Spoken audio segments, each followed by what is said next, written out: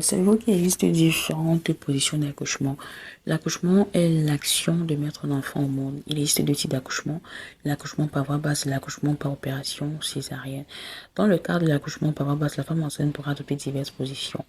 Quelles sont ces différentes positions? Il existe de prime abord la position gynécologique classique. Là, c'est la position classique pour accoucher allongé sur le dos, les pieds dans les étriers, mais celle-ci ne demeure pas la seule. Attention, d'autres positions d'accouchement plus confortables, mieux adaptées aux différentes phases du travail ont fait récemment l'apparition des salles d'accouchement. Alors, il y a la position couchée sur le côté pour mieux oxygéner le bébé. De plus en plus fréquent dans les structures hospitalières, l'accouchement sur le côté permet à l'équipe une bonne surveillance du périnée et du bébé. Ses avantages, l'oxygénation du bébé est améliorée car la veine cave n'étant pas comprimée par le poids de l'utérus, ce qui rend la descente fœtale bien plus aisée. Cette position est représente pour la future maman et permet de diminuer les douleurs ressenties au niveau du dos. Et on a la position à genoux à quatre pattes pour diminuer la douleur. Elles permettront la diminution des douleurs lombaires. Ici, l'utérus appuie moins sur le sacrum. Vous pouvez également effectuer les mouvements de balancement du bassin qui permettront au bébé une meilleure rotation en fin de travail. C'est plus dans l'accouchement à domicile que la position à quatre pattes est plus utilisée.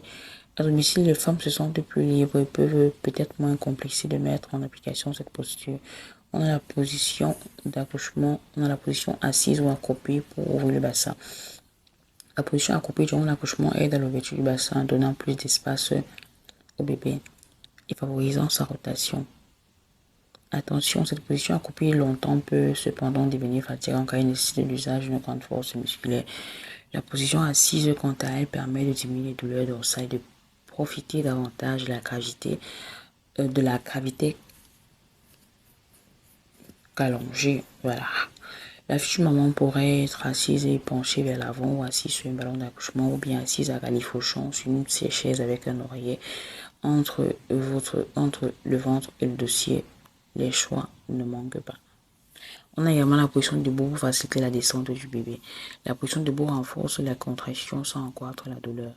Elle aide le bébé à descendre et à mieux s'orienter dans le bassin de maman, ceci grâce à la gravité.